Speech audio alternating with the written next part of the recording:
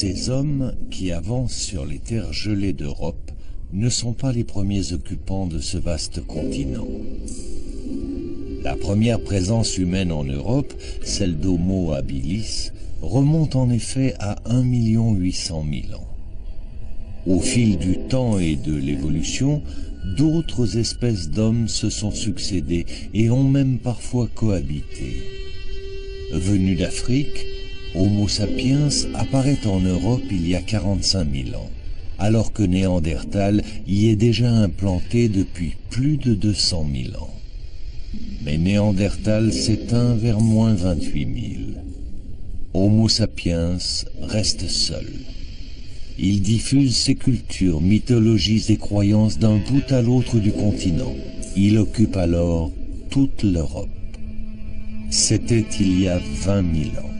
Nous sommes en plein âge de glace. Une grande migration bouleverse l'histoire de l'Europe.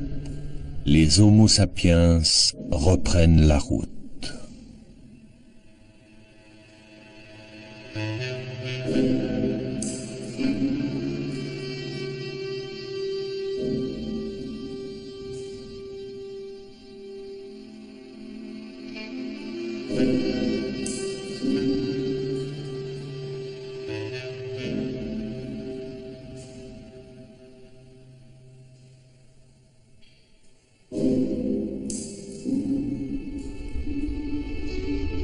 L'avancée des glaciers, qui recouvrent progressivement toute l'Europe du Nord, depuis les îles britanniques jusqu'à la Hongrie, chasse les hommes vers le sud.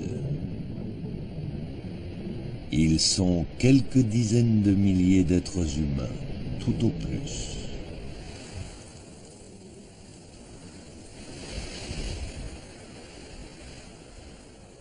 Pour survivre, il leur faut suivre les grands troupeaux en quête de nouveaux pâturages.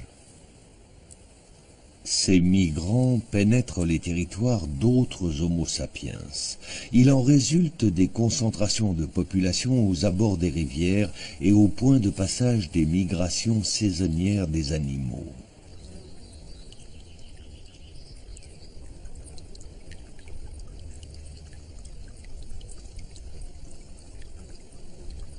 De nouveaux outils apparaissent. L'aiguille à chat.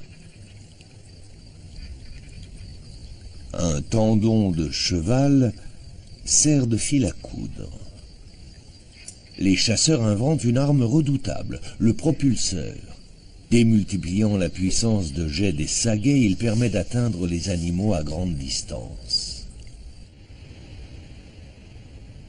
De l'Espagne à l'Europe centrale, on assiste à l'émergence d'une multitude de cultures régionales. Le sud-ouest de la France en particulier, probablement la région la plus peuplée, présente une extraordinaire concentration de sites. Les falaises qui surplombent la vallée de la Vézère en Dordogne ont offert de nombreux abris naturels, comme sur le site de l'abri Pathos. L'équipe de Roland Nespoulet s'emploie à retracer, strate par strate, l'histoire multimillénaire de l'habitat humain.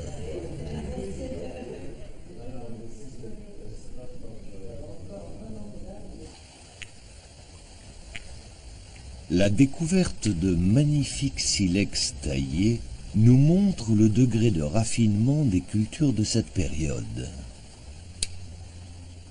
L'archéologue Jacques Pellegrin a retrouvé les gestes de fabrication de ces lames presque translucides. Outils ou seulement objets d'apparat. Leur élaboration témoigne d'influences multiples.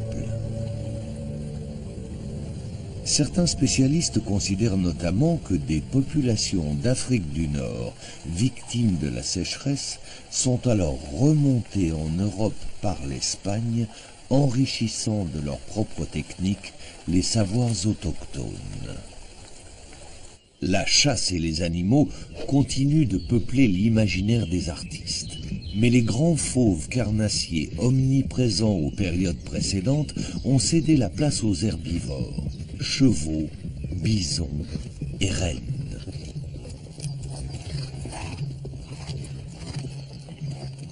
les représentations humaines restent exceptionnelles, comme ici, à Lascaux, où un bison attaque un homme.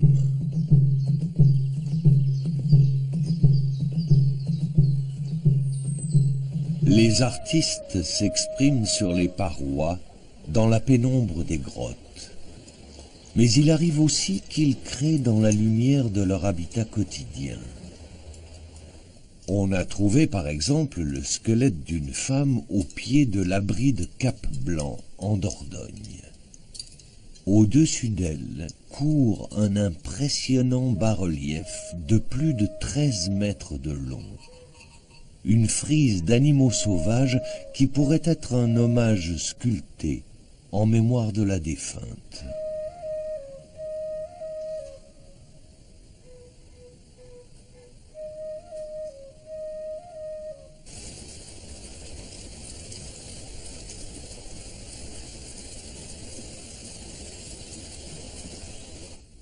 Tout support est matière à représenter, à mettre en image. La figure sculptée sur le manche de l'arme représente l'animal que l'on va tuer, comme une volonté de s'approprier sa puissance. Une relation intime, métaphysique s'instaure entre l'homme prédateur et l'animal nourricier à travers sa représentation.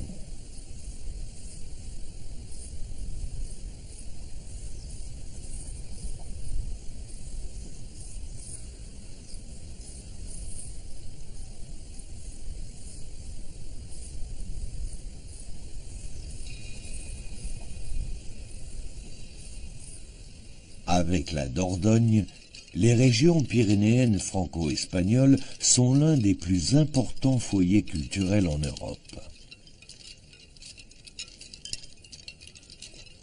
De part et d'autre des montagnes, les vallées très peuplées sont au centre de vastes réseaux économiques qui s'étendent sur plusieurs centaines de kilomètres au nord et au sud. Ces rondelles, taillées dans un os plat, ont pu circuler comme objet d'échange. Ce sont peut-être des parures ou les éléments d'un collier. La vallée de Vic-des-Sosses en Ariège indique la mise en place d'une organisation sociale très élaborée, fondée sur la maîtrise de l'espace et du temps. Le passage de cervidés en automne rythme l'existence annuelle, permettant de faire des provisions de viande et de récolter les bois. Dans la grotte de la Vache, située sur l'un des versants de la vallée et servant d'habitat hivernal, on a découvert des objets artistiques témoignant de ces pratiques. Ici, des chasseurs en pleine action de chasse à l'auroch. Là, des lions des cavernes, qui devaient rôder tout près. Et, finement observée, une scène de séduction entre deux cervidés.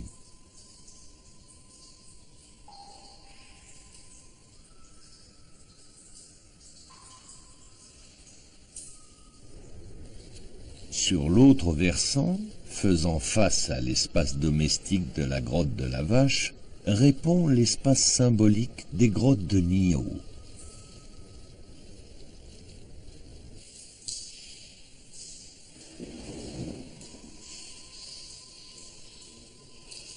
Il faut s'enfoncer dans l'obscurité et parcourir un dédale de galeries pour atteindre enfin les parois où les artistes vont mettre en scène l'imaginaire collectif. Pourquoi quelques virtuoses ont-ils créé ces images au plus profond de certaines grottes? L'accès au lieu était-il réservé aux seuls initiés? On peut penser à des espaces cérémoniels où avaient lieu de grandes réunions annuelles autour de la chasse. Le mystère demeure. La présence de signes pigmentés dans de très nombreuses grottes des Pyrénées confirme cette impression de lieu sanctuarisé.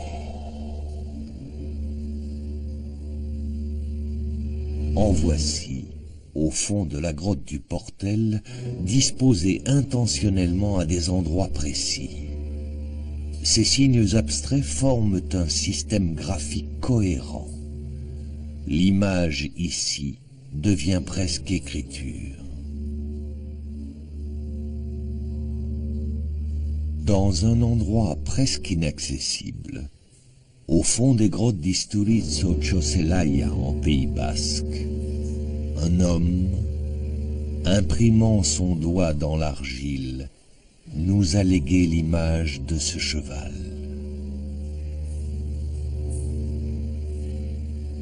D'autres ont sculpté des figurines, les unes réalistes, les autres abstraites et ornementales. Ce style est caractéristique de la grotte.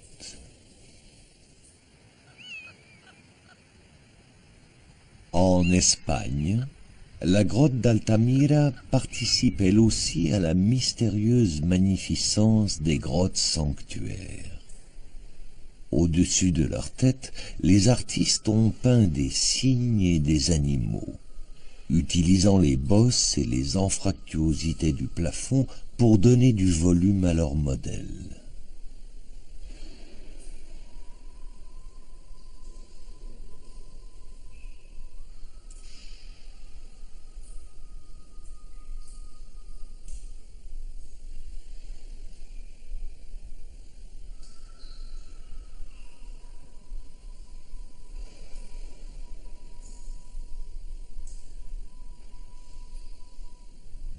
Nous sommes vers 13 000 avant notre ère. La glaciation, qui a jeté Homo sapiens sur les routes de l'errance il y a 7 000 ans, a pris fin. Mais un nouveau changement climatique bouleverse encore une fois la destinée des Européens. La planète commence à se réchauffer, les glaciers fondent. Alors que l'on pouvait aller à pied du sud de la France jusqu'en Irlande, le niveau de la mer va remonter de 120 mètres, séparant les îles britanniques du continent.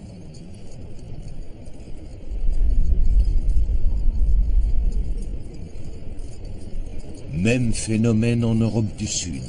La Méditerranée remonte elle aussi de 120 mètres. L'Adriatique se forme et apparaît la botte de l'Italie. La mer Noire, envahie par les eaux des grands fleuves du Nord, déborde dans la Méditerranée, qui elle-même à son tour se déverse dans la mer Noire lorsque se brise le verrou du Bosphore. Les hommes voient leur terre submergée. Ce désastre serait à l'origine du mythe fondateur du déluge. Un déluge bientôt accompagné d'un nouveau bouleversement. Avec le réchauffement climatique, les arbres investissent les toundras et les steppes. Les animaux, repoussés par la progression de la forêt, sont obligés de partir à la recherche de nouveaux pâturages. Ils remontent toujours plus au nord. Les mammouths entament un très long voyage. La Sibérie, où s'étendent encore de grandes steppes herbeuses, sera leur dernier refuge. Leur extinction surviendra bientôt, comme celle du lion des cavernes ou du rhinocéros laineux. Les hommes subissent ces bouleversements parfois en l'espace de seulement 2 générations. À la suite des grands troupeaux, beaucoup de chasseurs-cueilleurs se dispersent dans toute l'Europe et avec eux leur tradition culturelle. Ceux qui choisissent de rester dans ce nouvel écosystème forestier qui s'installe doivent s'adapter à la réduction de nourriture. Certains animaux, en effet, comme les cerfs, les sangliers ou les lièvres, s'acclimatent à la forêt, mais ils sont moins nombreux et vivent dispersés. De nouvelles techniques de chasse s'avèrent nécessaires. On passe progressivement de la culture de la sagaie à la culture de l'arc. La domestication du loup date de cette période. Le chien devient alors un nouveau compagnon de chasse. Des populations en provenance du sud et de l'est réoccupent peu à peu l'ensemble de l'Europe. Les contrées scandinaves sont atteintes vers moins 10 000. 400 générations à peine nous séparent de ces hommes. Eux et nous appartenons à la même espèce, Homo sapiens. Nous ont-ils légué un patrimoine génétique identifiable? À Helsinki, en Finlande, l'équipe d'Antti Saiantila étudie la génétique des populations actuelles en collaboration avec des laboratoires du monde entier. Le décryptage d'une partie de notre ADN et la définition de groupes d'appartenance lui permet de constater que d'infimes traces des gènes de ces chasseurs-cueilleurs nous sont parvenues. On peut même, en pistant ces traces à travers l'Europe, remonter les voies empruntées par nos lointains ancêtres voici 10 000 ans.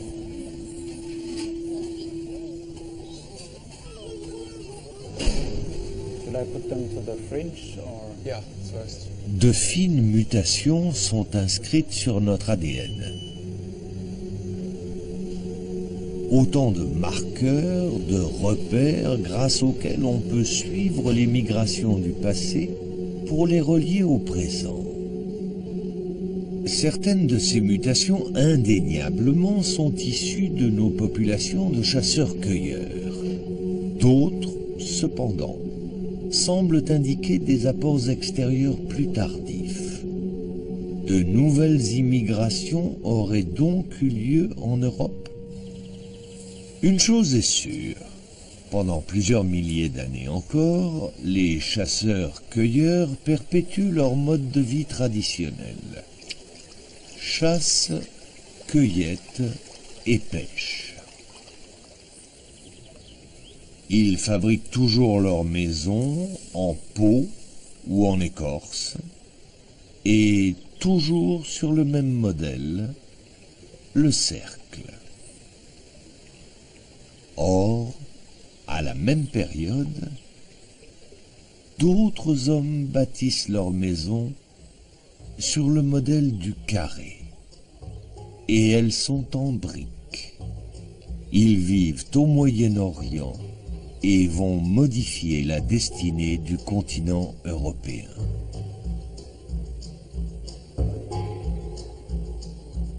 Au cœur de la fine bande du croissant fertile, irriguée par les fleuves du Tigre, de l'Euphrate et du Jourdain, des villes comme la mythique Jéricho existaient déjà.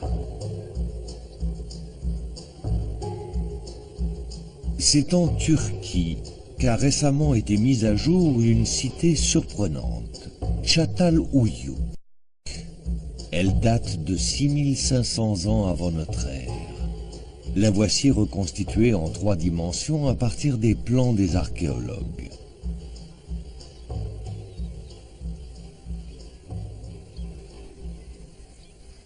Près de 6000 habitants y vivent. Elle s'étend sur 10 hectares. On pénètre par les toits dans des maisons imbriquées les unes aux autres. Entre moins 11 000 et moins 8 000, les populations du croissant fertile, bénéficiant de conditions climatiques favorables, ont abandonné la chasse et la cueillette pour se sédentariser. Elles ont adopté un nouveau mode de vie fondé sur l'élevage, puis l'agriculture. Pour la première fois dans son histoire, l'homme domestique les animaux et maîtrise la production des plantes. Il contrôle la nature. Ces changements apparaissent presque simultanément en plusieurs points de la planète. En Afrique, en Asie, en Amérique centrale et en Amérique du Sud. Ces nouveaux paysans commencent par sélectionner quelques plantes sauvages, parfois importées d'autres régions, et les acclimatent pour les cultiver, comme l'orge, l'avoine, le millet, l'épeautre ou le blé. Même façon de procéder avec certains animaux sauvages qu'ils ont domestiqués. On assiste en fait aux premières mutations et manipulations génétiques maîtrisées par l'homme. L'auroch devient un bœuf ou une vache. Le mouflon se transforme en mouton à poil ras. Et le sanglier mute en cochon. En passant de l'état sauvage à l'état domestique, les animaux diminuent de taille. Après de nombreuses tentatives, la technique de la terre cuite et la production de poterie sont enfin maîtrisées. On peut désormais stocker des céréales, conserver les semences, transporter la nourriture. Des gisements d'obsidienne sont exploités loin des villages. Cette magnifique pierre noire qu'on polit pour la rendre réfléchissante fait l'objet d'un commerce intensif. L'univers symbolique participe lui aussi des grandes transformations économiques et sociales en cours.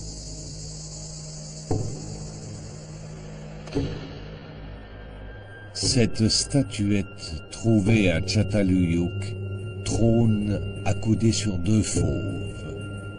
Donnant la vie à un enfant, elle représenterait l'ancêtre fondateur et divinisé de la lignée. Elle symboliserait la fécondité dans une société agricole, tributaire des cycles de la germination et du renouveau.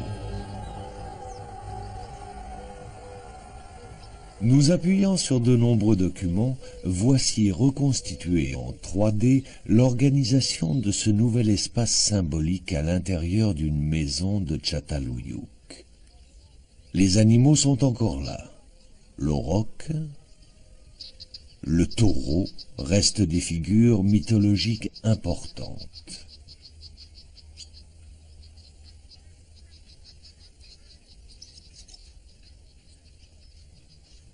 Les fauves rappellent que le sauvage n'a pas disparu de l'imaginaire. Le vautour dépeçant des hommes décapités est une référence au rite funéraire. Les morts laissés à l'air libre sont déchiquetés par les rapaces, puis enterrés dans les maisons. Leurs têtes décharnées et remodelés en plâtre sont alors insérés dans les murs. De telles pratiques annoncent déjà les mythes de démembrement d'Osiris, d'Orphée, ou encore le partage symbolique du corps christique. Dominant l'espace, une figure humaine presque totémique semble accoucher d'une série de taureaux.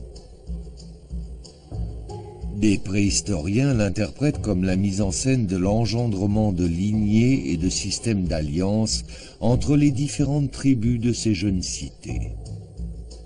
Vers 6000 ans avant notre ère, Çatalhöyük, comme d'autres centres politico-religieux du croissant fertile, disparaît. Choc climatique, épuisement des sols, pouvoir trop centralisé rendant la gestion de la cité impossible. Beaucoup de familles migrent alors du Moyen-Orient vers l'Europe, emportant avec elles semences de céréales, animaux domestiques, techniques et traditions.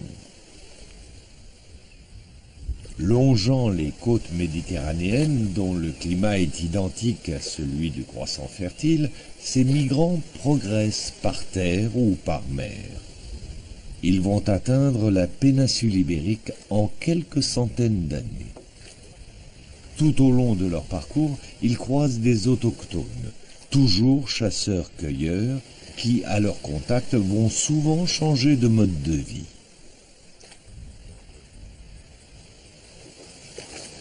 Les îles de la Méditerranée se peuplent rapidement.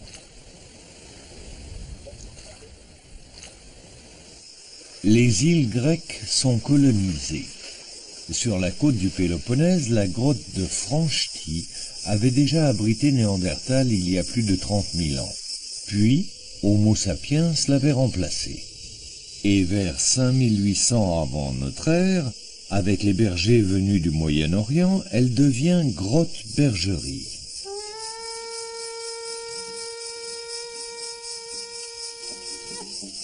De nos jours encore, les pâtres grecs y conduisent leurs troupeaux de chèvres.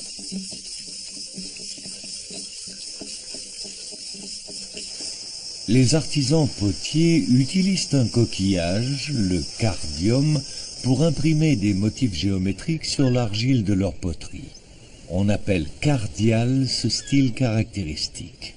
Pour les archéologues, il constitue un marqueur fiable des étapes et du rythme de progression des migrants au fur et à mesure de leur avancée en Europe.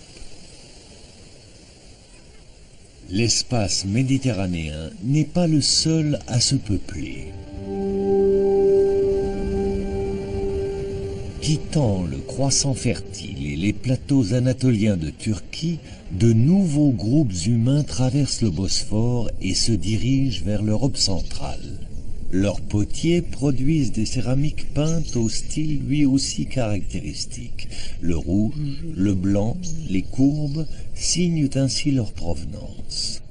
En Bulgarie, à Kovačevo, sur le site de fouille d'une des premières installations d'agriculteurs, Axel Amposta étudie les modes de construction des fours et les techniques de cuisson de céramique. Avec la céramique de Kovačevo, il me semble qu'elles ont quand même été cuites dans des structures assez complexes qui permettent d'avoir des cuissons très maîtrisées. Quand on veut une céramique rouge, il faut une atmosphère dite oxydante, c'est-à-dire épurée de tout gaz et fumée, donc de la combustion. Ici seront installées toutes les céramiques.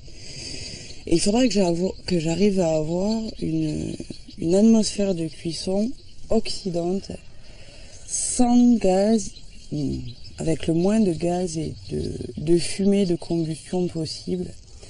Donc en fait, ces trous vont me permettre de faire un appel d'air. Le feu sera derrière moi. Je le pousserai peu à peu au fond de cette chambre.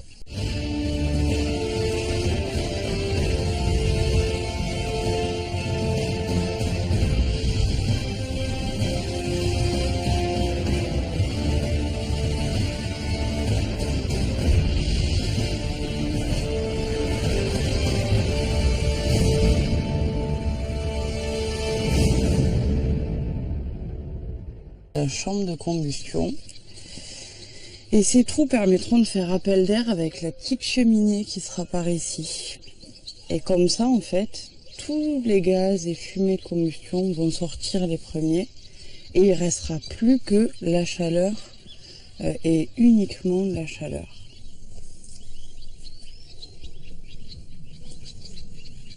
Sur le même site de Kovačevo, de très nombreuses figurines féminines, volontairement brisées et dispersées, questionnent les archéologues.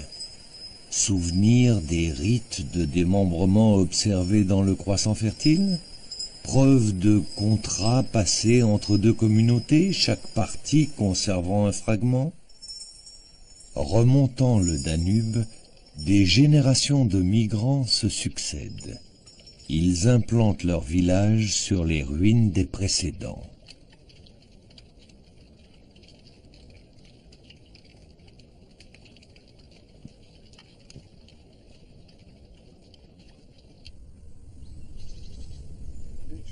Aujourd'hui, sur le site de Bordusani, en Roumanie, le préhistorien Dragomir Popovici relève les couches successives d'occupation. Quand le village devient trop peuplé, il faut partir défricher d'autres terres. On estime cette progression de 2 à 3 km par an, soit une avancée de 300 km en un siècle. Ces paysans s'installent dans des régions où vivent encore des chasseurs-cueilleurs. Ainsi, sur le Danube, près du défilé des portes de fer, subsiste une civilisation de chasseurs-cueilleurs dont le mode de vie a peu à peu évolué vers la sédentarisation.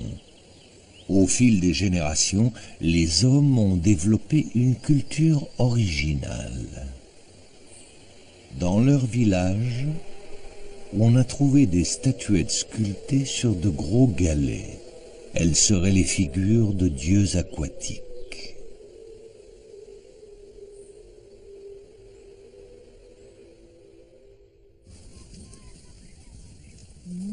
Y a-t-il eu rencontre entre les chasseurs-cueilleurs et les nouveaux agriculteurs? Peut-être des échanges d'objets, de poteries, des emprunts réciproques de techniques et de modes de vie. Mais restés semi-nomades, les sociétés autochtones ont continué à vivre à l'écart, de plus en plus marginalisées. Les récentes analyses en génétique démontrent qu'il y a eu peu de mixité entre les deux groupes. L'élevage et l'agriculture sont diffusés par les immigrants au fur et à mesure qu'ils peuplent l'Europe.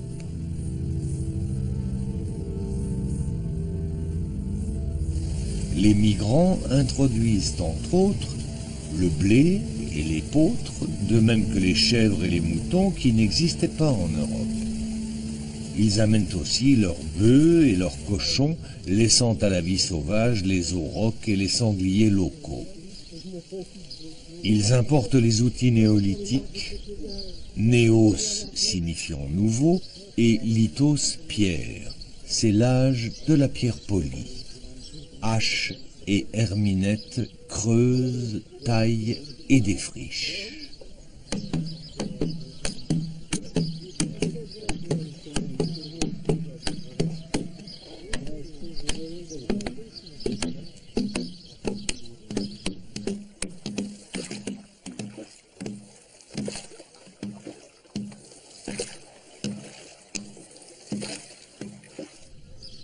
La précision acquise pour calibrer, débiter et rentabiliser la taille des lames et des pointes permet de créer de nouveaux outils, comme des flèches ou des faucilles collées avec de la résine de bouleau. Cette nouvelle économie améliore les conditions de vie, mais la sédentarisation a des conséquences néfastes. Pour le paysan courbé dans son champ, des pathologies apparaissent. Mal de dos, douleurs lombaires. Quant à la promiscuité animaux-hommes, elle engendre des contaminations réciproques et apparaissent tuberculose, rougeole, peste bovine. Épidémies et pandémies ont sûrement décimé des villages entiers. De plus, des mauvaises récoltes ont entraîné des disettes, des carences alimentaires, malgré le stockage de nourriture. On a aussi découvert des meules à broyer les céréales. Problème, la farine, mêlée à la poussière de pierre, rayait l'émail des dents. Les premières caries, causées également par une alimentation plus sucrée, voient le jour et avec elles une nouvelle profession, dentiste. Après environ 700 ans de peuplement assez rapide dans toutes les régions d'Europe centrale et de l'Est, la colonisation va stagner. Sans doute une courte période de refroidissement qui interrompt la progression vers le nord pour laisser aux plantes et aux animaux le temps de s'acclimater.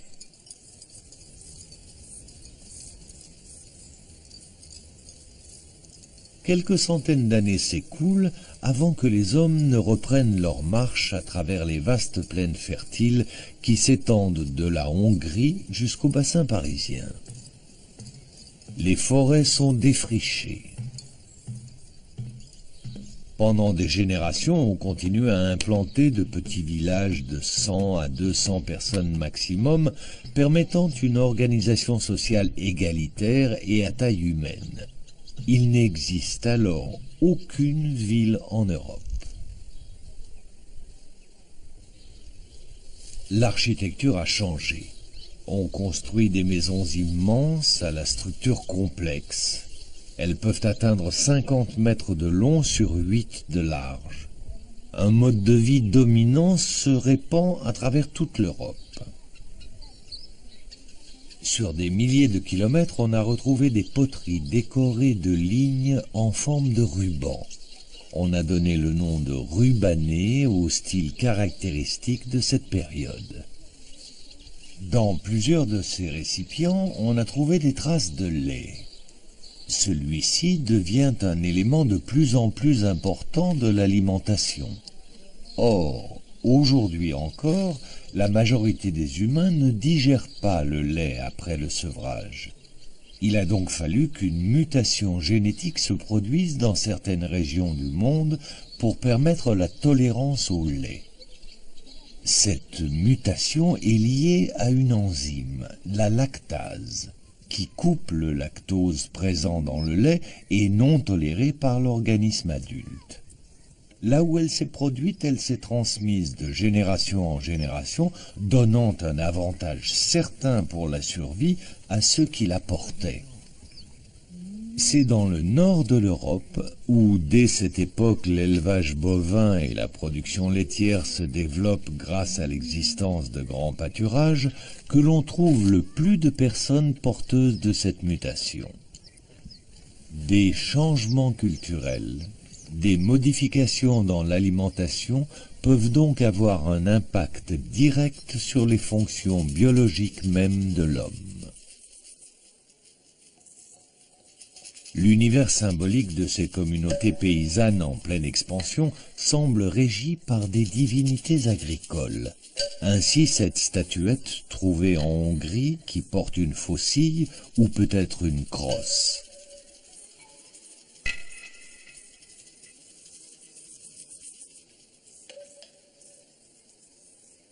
Voici plus d'un millénaire que les paysans migrants ont quitté leur berceau du croissant fertile. Les uns sont venus par le sud et la Méditerranée, jalonnant leur parcours de poterie cardiale, les autres par l'Est et l'Europe centrale, marquant leur progression de céramique rubanée. Tous finissent par buter sur une dernière frontière, l'océan Atlantique. Face à eux s'élèvent des alignements de mégalithes. Ils sont dressés sur des centaines de kilomètres depuis les côtes du Portugal jusqu'à l'Écosse. Qui les a érigés? Les occupants des lieux. D'anciennes populations de chasseurs-cueilleurs sédentarisés et installés depuis des millénaires sur ces côtes atlantiques. Selon de récents travaux archéologiques, ces blocs servaient à symboliser un seuil, voire une frontière, à affirmer une identité autochtone face à l'arrivée massive de populations étrangères. Dans le golfe du Morbihan, le niveau de la mer à l'époque était plus bas. Les mégalithes sont aujourd'hui en partie immergés.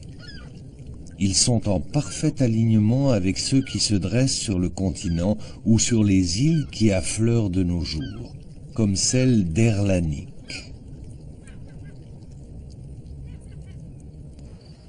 Sur le site de Lokmariaker, face à la mer, se dressait un immense menhir mesurant presque 20 mètres de haut et pesant plus de 200 tonnes. Des hommes l'ont transporté jusqu'ici. Ils l'ont dressé il y a presque 7000 ans. À côté se trouve une immense tombe à couloir circulaire. C'est celle d'un personnage de haut rang. Serge Cassen, chercheur au CNRS, étudie les sites mégalithiques et leur symbolique. Au fond de la tombe, une stèle, envahie de signes qui ressemblent à des crosses. C'est autour d'elle que l'ensemble du monument a été construit. Si je m'approche, voilà, la stèle n'a pas bougé et ils ont posé par-dessus les dalles qui sont gravées avec les gravures de hache, de crosse et le caprin que l'on distingue ici.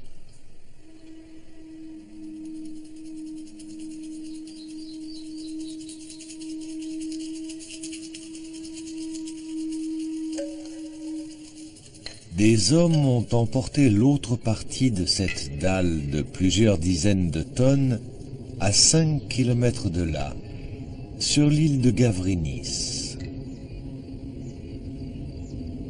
La voici, servant de plafond à une autre tombe recouverte de terre.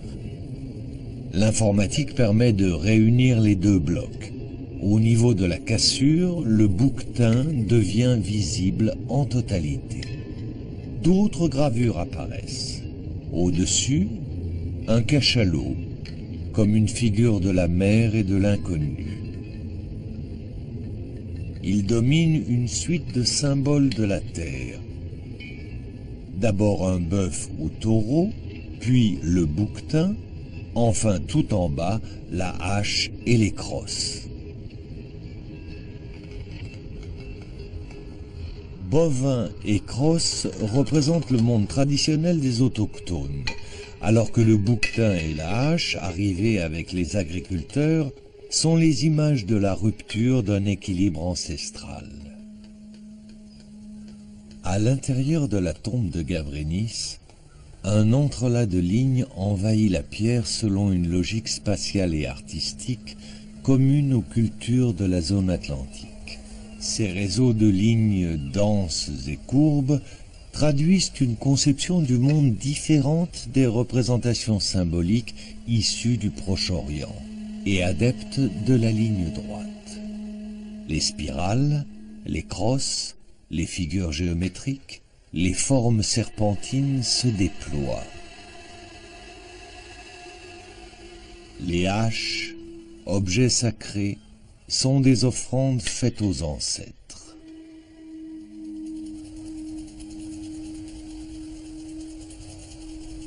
Du nord de l'Angleterre au sud de la France, on retrouve ces haches polies. Certaines sont en jadéite, une roche extraite dans les Alpes.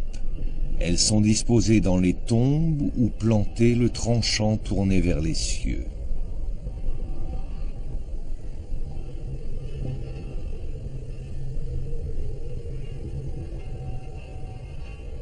À partir des côtes atlantiques, ces cultures mégalithiques vont se développer pendant près de 2000 ans sur une grande partie du continent et en Méditerranée.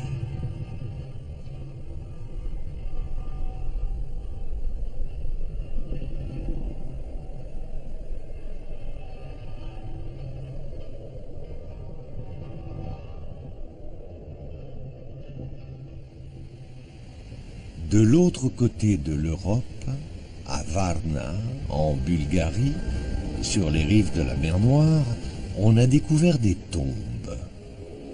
Le squelette d'un homme gît recouvert de parures en or. Premier métal travaillé, l'or a toujours fasciné par sa lumière, sa rareté.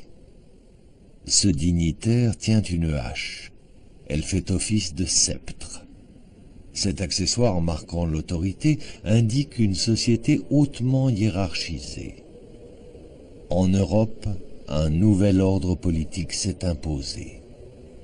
L'économie de production basée sur le stockage, le commerce et l'appropriation des richesses par une élite dirigeante entraîne l'apparition de sociétés inégalitaires.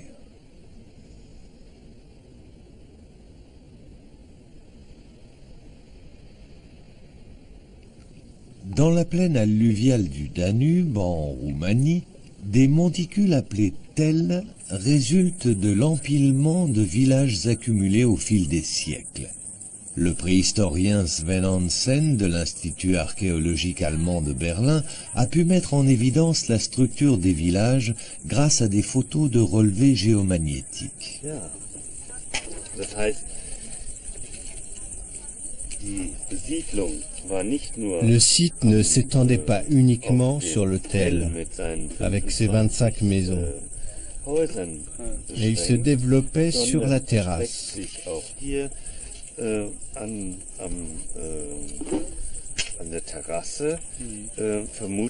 Peut-être s'étend-il jusqu'à la source qui a même été utilisée à l'âge du cuivre.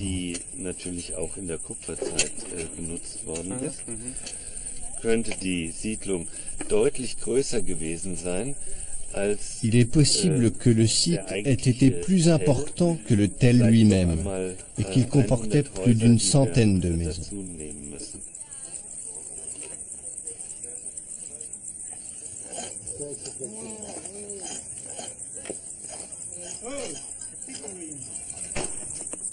Ces photos et la reconstitution en 3 dimensions d'autres villages soulignent l'importance de ces constructions qui pouvaient entourer un espace cérémoniel tout en servant de rempart contre les agressions de populations voisines.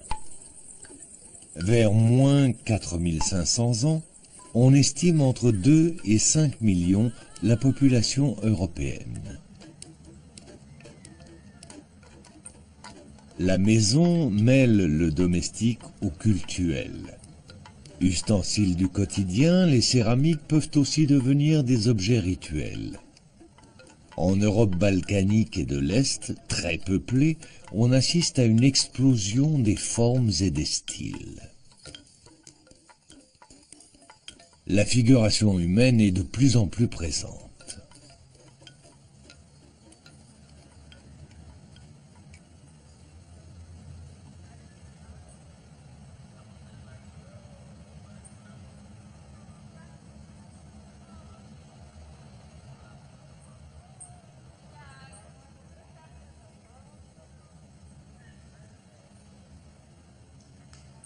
Des poteries anthropomorphes peuvent servir de récipients à semences, comme gardiennes de la vie, ou bien d'urnes funéraires, comme mémoire des ancêtres.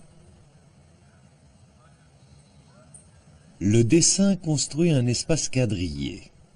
Les lignes encadrent signes et formes abstraites.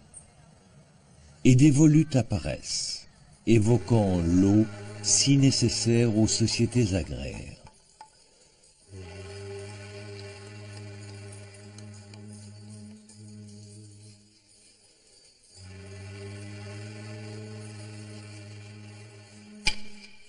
L'art, à cette époque, se complexifie. La manière dont chaque groupe humain cuit, modèle et décore l'argile annonce déjà les identités culturelles à venir.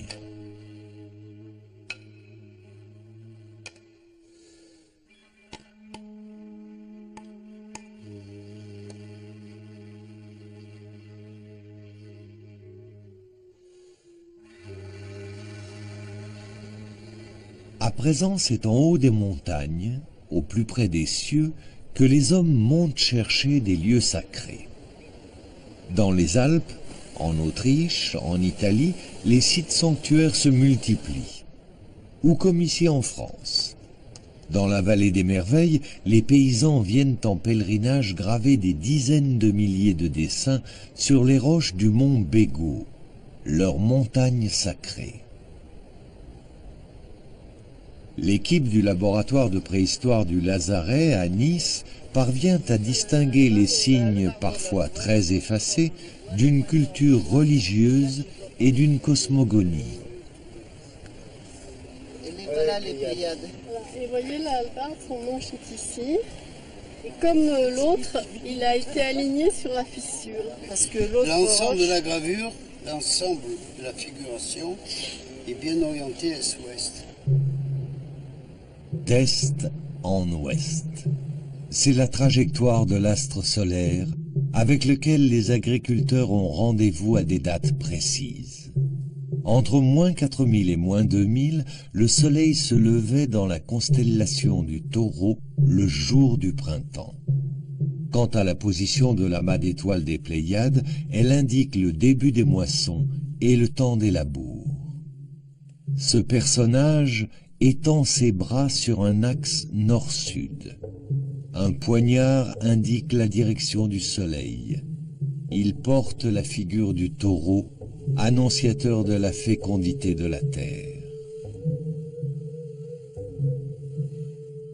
Ce site serait un observatoire astronomique.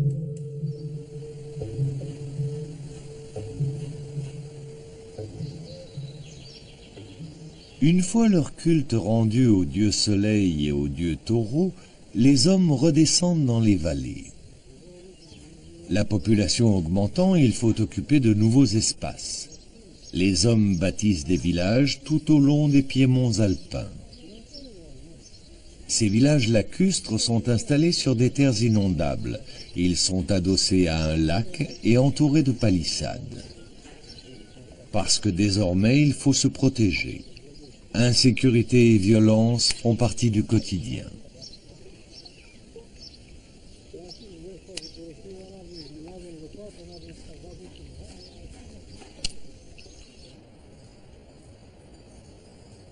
Une victime de cette violence a été retrouvée.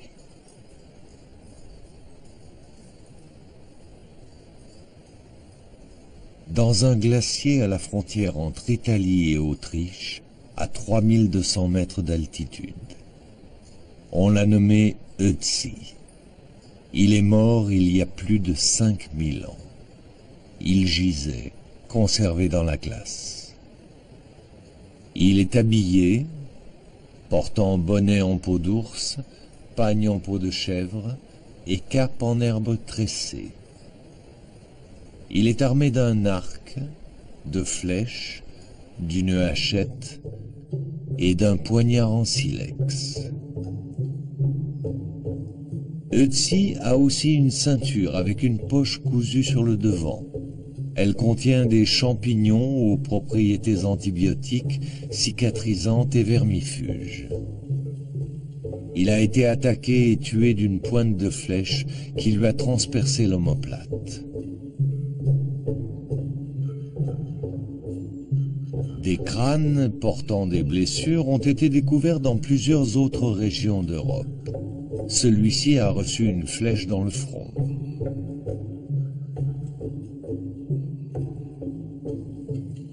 Comme en témoignent plusieurs charniers récemment découverts, les guerres à cette époque se généralisent dans un système économique et politique où le pouvoir est désormais fondé sur l'accumulation des richesses.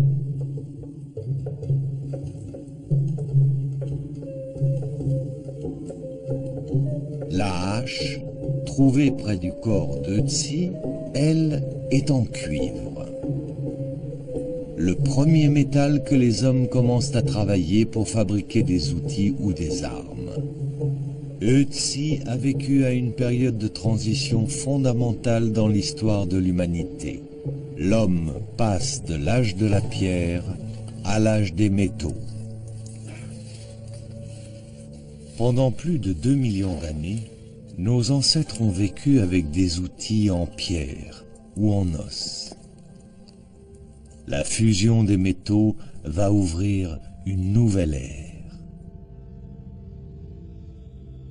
Bientôt, l'homme va quitter la préhistoire et entrer dans l'histoire. Commence alors une nouvelle aventure humaine.